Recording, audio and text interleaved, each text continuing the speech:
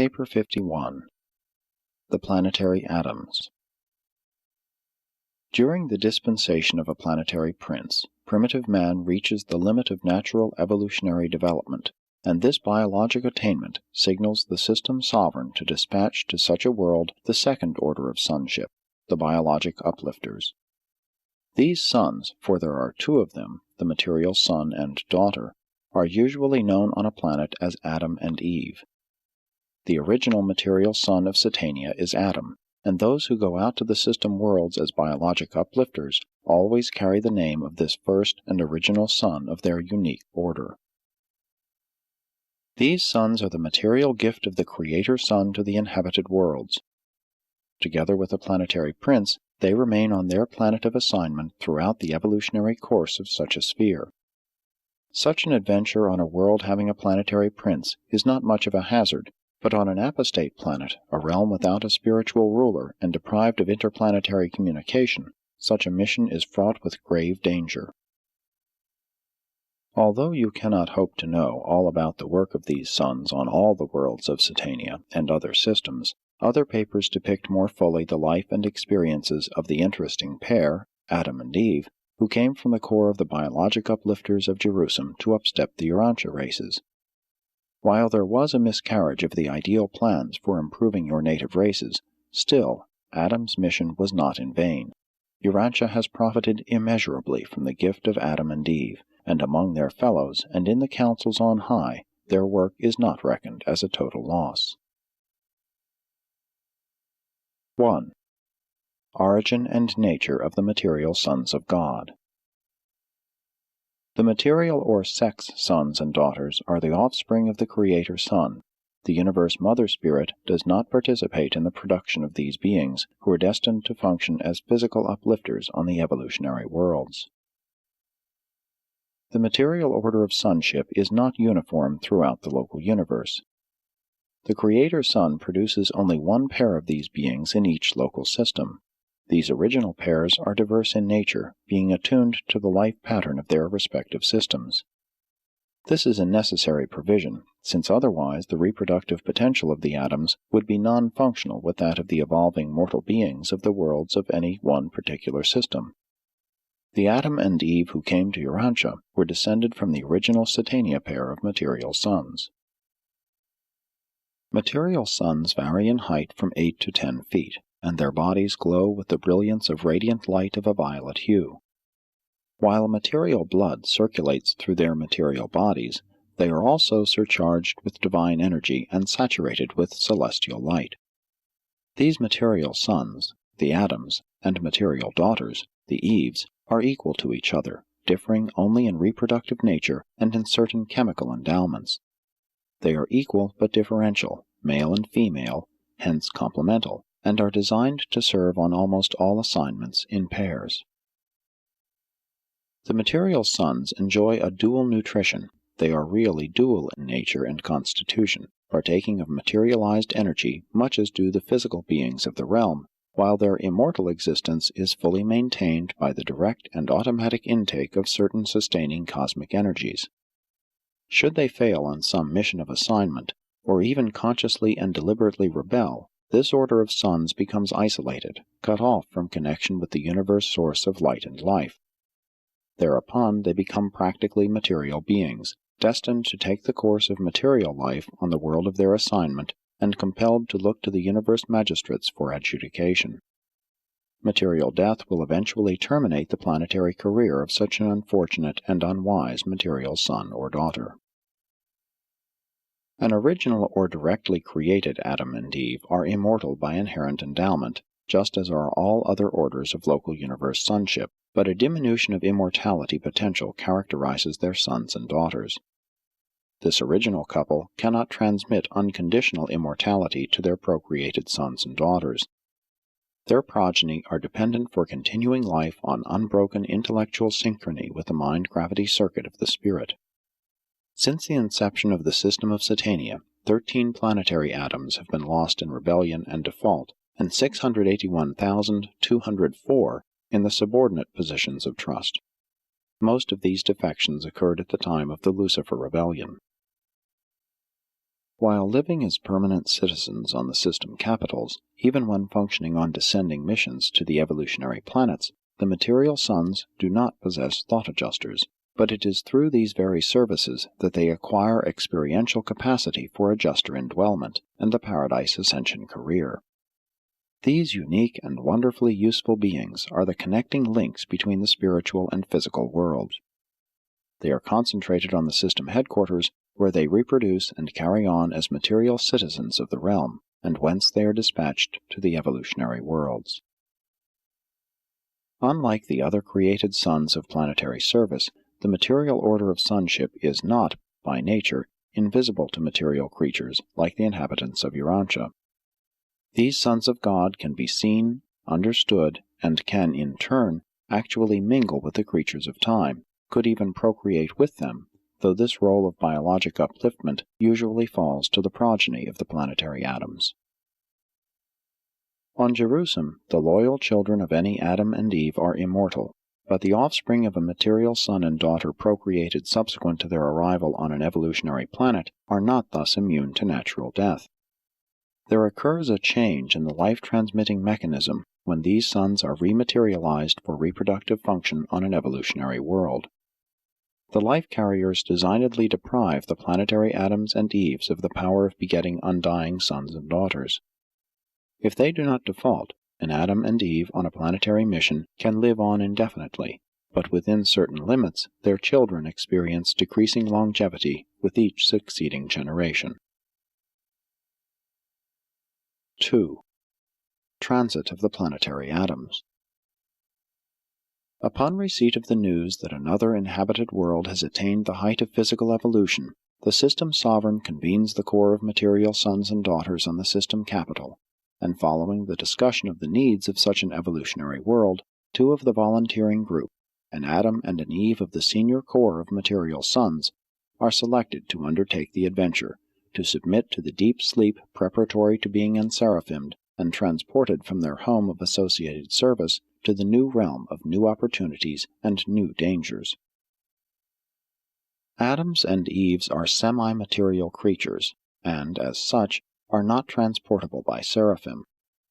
They must undergo dematerialization on the system capital before they can be enseraphimed for transport to the world of assignment. The transport seraphim are able to effect such changes in the material sons and in other semi-material beings as enable them to be enseraphimed and thus to be transported through space from one world or system to another. About 3 days of standard time are consumed in this transport preparation, and it requires the cooperation of a life carrier to restore such a dematerialized creature to normal existence upon arrival at the end of the seraphic transport journey. While there is this dematerializing technique for preparing the atoms for transit from Jerusalem to the evolutionary worlds, there is no equivalent method for taking them away from such worlds, unless the entire planet is to be emptied, in which event emergency installation of the dematerialization technique is made for the entire salvable population. If some physical catastrophe should doom the planetary residents of an evolving race, the Melchizedeks and the life carriers would install the technique of dematerialization for all survivors, and by seraphic transport these beings would be carried away to the new world prepared for their continuing existence. The evolution of a human race, once initiated on a world of space, must proceed quite independently of the physical survival of that planet, but during the evolutionary ages it is not otherwise intended that a planetary Adam or Eve shall leave their chosen world. Upon arrival at their planetary destination, the material son and daughter are rematerialized under the direction of the life carriers. This entire process takes 10 to 28 days of Urantia time. The unconsciousness of the seraphic slumber continues throughout this entire period of reconstruction. When the reassembly of the physical organism is completed, these material sons and daughters stand in their new homes and on their new worlds, to all intents and purposes, just as they were before submitting to the dematerializing process on Jerusalem. 3. The Adamic Missions. On the inhabited worlds the material sons and daughters construct their own garden homes, soon being assisted by their own children. Usually the site of the garden has been selected by the planetary prince, and his corporeal staff do much of the preliminary work of preparation with the help of many of the higher types of native races. These Gardens of Eden are so named in honor of Edentia, the constellation capital, and because they are patterned after the botanic grandeur of the headquarters world of the Most High Fathers. Such garden homes are usually located in a secluded section and in a near-tropic zone. They are wonderful creations on an average world. You can judge nothing of these beautiful centers of culture by the fragmentary account of the aborted development of such an undertaking on Urantia. A planetary Adam and Eve are, in potential, the full gift of physical grace to the mortal races. The chief business of such an imported pair is to multiply and to uplift the children of time. But there is no immediate interbreeding between the people of the garden and those of the world. For many generations, Adam and Eve remain biologically segregated from the evolutionary mortals while they build up a strong race of their order. This is the origin of the violet race on the inhabited worlds. The plans for race upstepping are prepared by the planetary prince and his staff, and are executed by Adam and Eve. And this was where your material son and his companion were placed at great disadvantage when they arrived on Urantia. Caligastia offered crafty and effective opposition to the Adamic mission, and notwithstanding that the Melchizedek receivers of Urantia had duly warned both Adam and Eve concerning the planetary dangers inherent in the presence of the rebellious planetary prince, this arch-rebel, by a wily stratagem, outmaneuvered the Edenic pair, and entrapped them into a violation of the covenant of their trusteeship as the visible rulers of your world. The traitorous planetary prince did succeed in compromising your Adam and Eve, but he failed in his effort to involve them in the Lucifer rebellion. The fifth order of angels, the planetary helpers, are attached to the Adamic mission, always accompanying the planetary Adams on their world adventures. The core of initial assignment is usually about 100,000. When the work of the Urantia Adam and Eve was prematurely launched, when they departed from the ordained plan, it was one of the seraphic voices of the garden who remonstrated with them concerning their reprehensible conduct. And your narrative of this occurrence well illustrates the manner in which your planetary traditions have tended to ascribe everything supernatural to the Lord God. Because of this, Urantians have often become confused concerning the nature of the Universal Father, since the words and acts of all his associates and subordinates have been so generally attributed to him. In the case of Adam and Eve, the angel of the garden was none other than the chief of the planetary helpers then on duty. This seraphim, Salonia, proclaimed the miscarriage of the divine plan and requisitioned the return of the Melchizedek receivers to Urantia. The secondary midway creatures are indigenous to the Adamic missions. As with the corporeal staff of the planetary prince, the descendants of the material sons and daughters are of two orders, their physical children and the secondary order of midway creatures. These material, but ordinarily invisible planetary ministers contribute much to the advancement of civilization, and even to the subjection of insubordinate minorities who may seek to subvert social development and spiritual progress. The secondary midwayers should not be confused with the primary order, who date from the near times of the arrival of the planetary prince. On Urantia, a majority of these earlier midway creatures went into rebellion with Caligastia, and have, since Pentecost, been interned. Many of the Adamic group who did not remain loyal to the planetary administration are likewise interned. On the day of Pentecost, the loyal primary and the secondary midwayers effected a voluntary union and have functioned as one unit in world affairs ever since. They serve under the leadership of loyal midwayers alternately chosen from the two groups. Your world has been visited by 4 orders of sonship: Caligastia, the planetary prince, Adam and Eve of the material sons of God, Machaventa Melchizedek, the sage of Salem in the days of Abraham, and Christ Michael, who came as the paradise bestowal son. How much more effective and beautiful it would have been had Michael, the supreme ruler of the universe of Nebadon, been welcomed to your world by a loyal and efficient planetary prince, and a devoted and successful material son. both of whom could have done so much to enhance the life work and mission of the bestowal sun. But not all worlds have been so unfortunate as Urantia, neither has the mission of the Planetary Adams always been so difficult or so hazardous. When they are successful, they contribute to the development of a great people, continuing as the visible heads of planetary affairs, even far into the age when such a world is settled in light and life. 4. The 6 evolutionary races. The race of dominance during the early ages of the inhabited worlds is the red man, who ordinarily is the first to attain human levels of development. But while the red man is the senior race of the planets, the succeeding colored peoples begin to make their appearances very early in the age of mortal emergence. The earlier races are somewhat superior to the later. The red man stands far above the indigo, black race. The life carriers impart the full bestowal of the living energies to the initial or red race, and each succeeding evolutionary manifestation of a distinct group of mortals represents variation at the expense of the original endowment. Even mortal stature tends to decrease from the red man down to the indigo race, although on Urantia unexpected strains of giantism appeared among the green and orange peoples. On those worlds having all 6 evolutionary races, the superior peoples are the 1st, 3rd, and 5th races, the red, the yellow, and the blue. The evolutionary races thus alternate in capacity for intellectual growth and spiritual development, the 2nd, 4th, and 6th being somewhat less endowed. These secondary races are the peoples that are missing on certain worlds. They are the ones that have been exterminated on many others. It is a misfortune on Urantia that you so largely lost your superior blue men, except as they persist in your amalgamated white race. The loss of your orange and green stocks is not of such serious concern.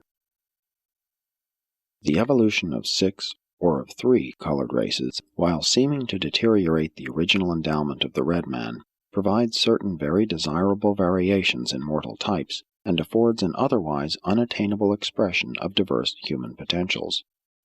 These modifications are beneficial to the progress of mankind as a whole, provided they are subsequently upstepped by the imported Adamic or violet race.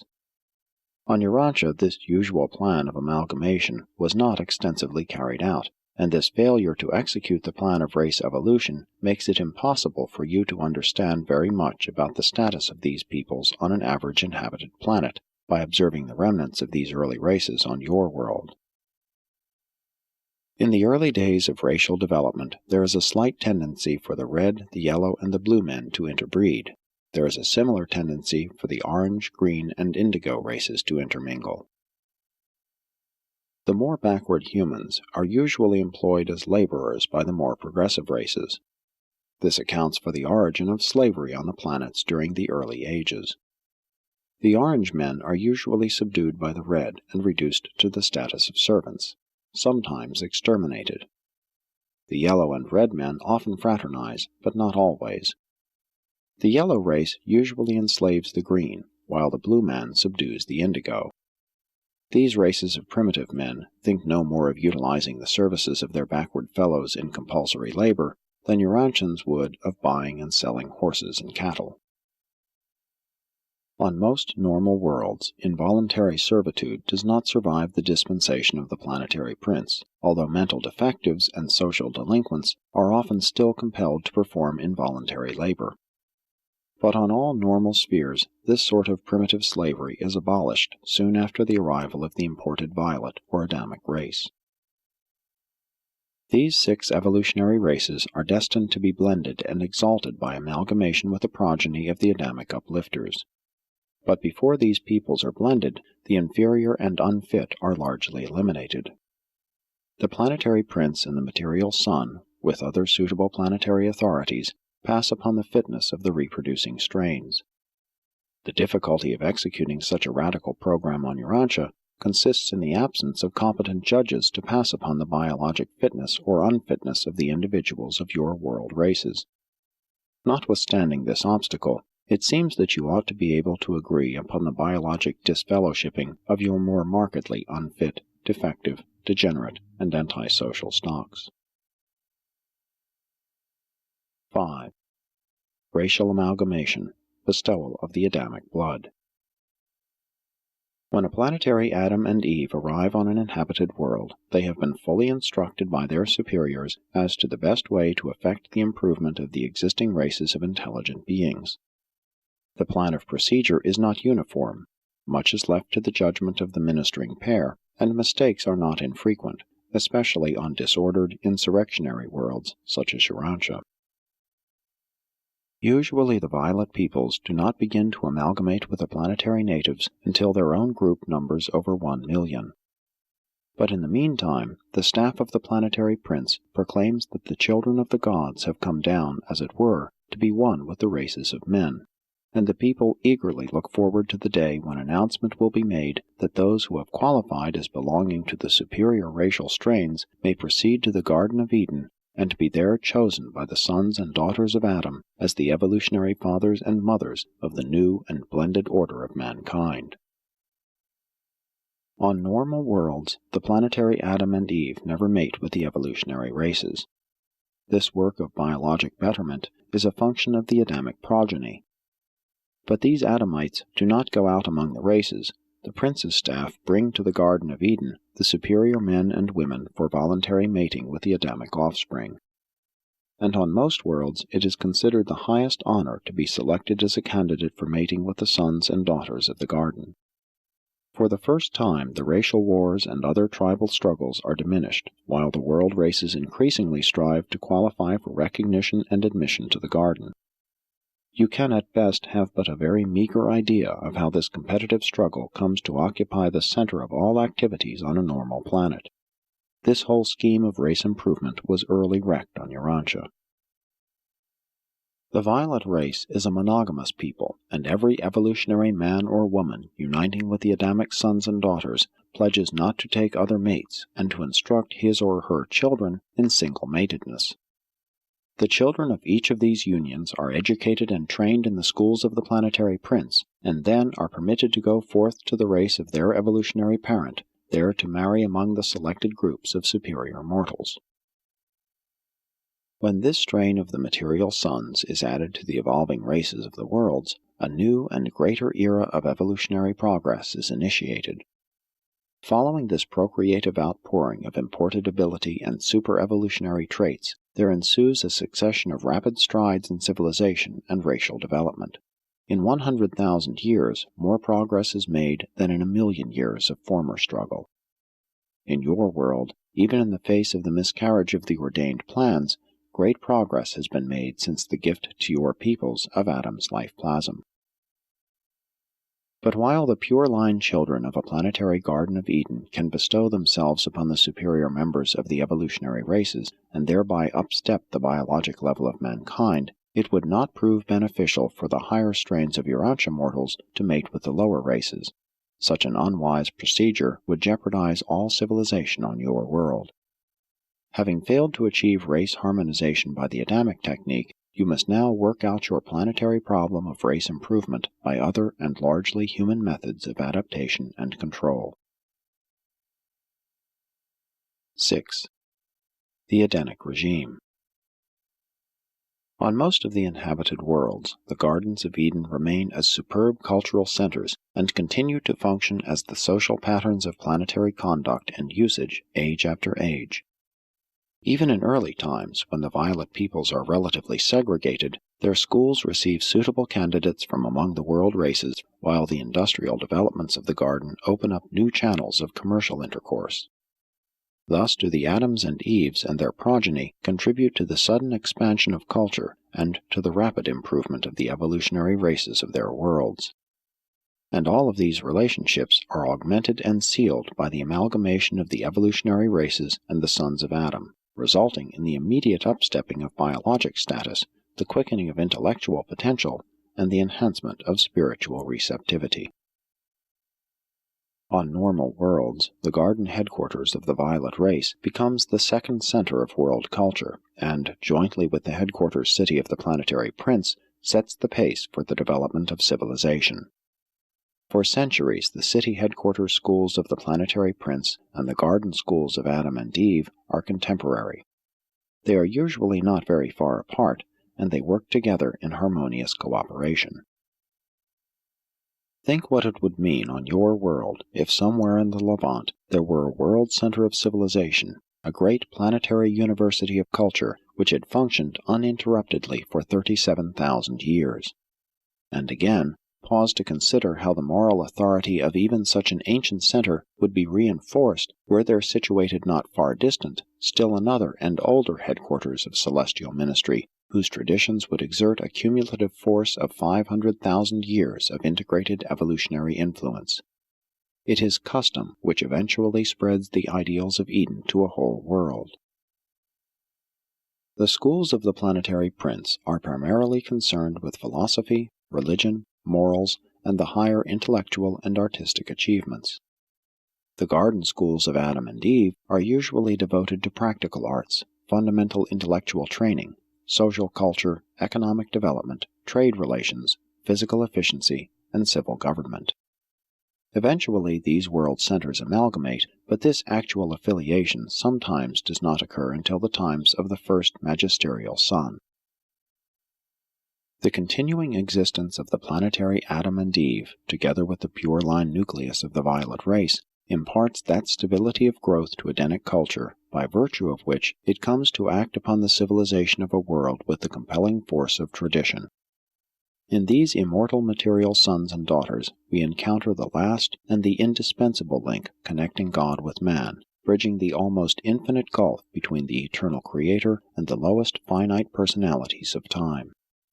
Here is a being of high origin who is physical, material, even a sex creature like Urantia mortals, one who can see and comprehend the invisible planetary prince and interpret him to the mortal creatures of the realm, for the material sons and daughters are able to see all of the lower orders of spirit beings.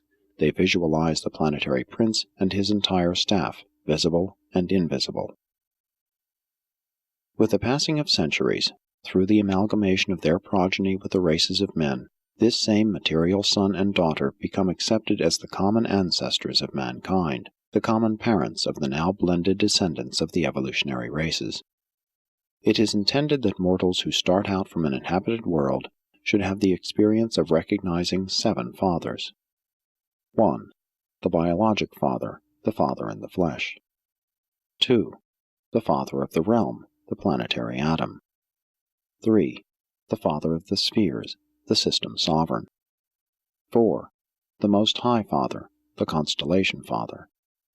5.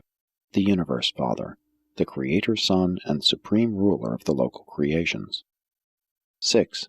The Super Fathers, the Ancients of Days who govern the super-universe. 7. The Spirit or Havona Father, the Universal Father who dwells on paradise and bestows his spirit to live and work in the minds of the lowly creatures who inhabit the universe of universes. 7. United Administration.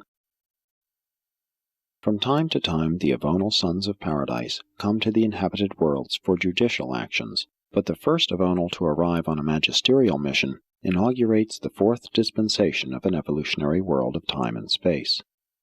On some planets, where this magisterial son is universally accepted, he remains for one age, and thus the planet prospers under the joint rulership of 3 sons, the planetary prince, the material son, and the magisterial son, the latter 2 being visible to all the inhabitants of the realm. Before the first magisterial son concludes his mission on a normal evolutionary world, there has been effected the union of the educational and administrative work of the planetary prince and the material son. This amalgamation of the dual supervision of a planet brings into existence a new and effective order of world administration. Upon the retirement of the magisterial son, the planetary Adam assumes the outward direction of the sphere. The material son and daughter thus act jointly as planetary administrators until the settling of the world in the era of light and life, whereupon the planetary prince is elevated to the position of planetary sovereign. During this age of advanced evolution, Adam and Eve become what might be called joint prime ministers of the glorified realm. As soon as the new and consolidated capital of the evolving world has become well established, and just as fast as competent subordinate administrators can be properly trained, sub-capitals are founded on remote land bodies and among the different peoples. Before the arrival of another dispensational sun, from 50 to 100 of these sub-centers will have been organized. The planetary prince and his staff still foster the spiritual and philosophic domains of activity. Adam and Eve pay particular attention to the physical, scientific, and economic status of the realm. Both groups equally devote their energies to the promotion of the arts, social relations, and intellectual achievements. By the time of the inauguration of the fifth dispensation of world affairs, a magnificent administration of planetary activities has been achieved. Mortal existence on such a well-managed sphere is indeed stimulating and profitable. And if Urantians could only observe life on such a planet, they would immediately appreciate the value of those things which their world has lost through embracing evil and participating in rebellion. Presented by a secondary Lanonandex sun of the Reserve Corps.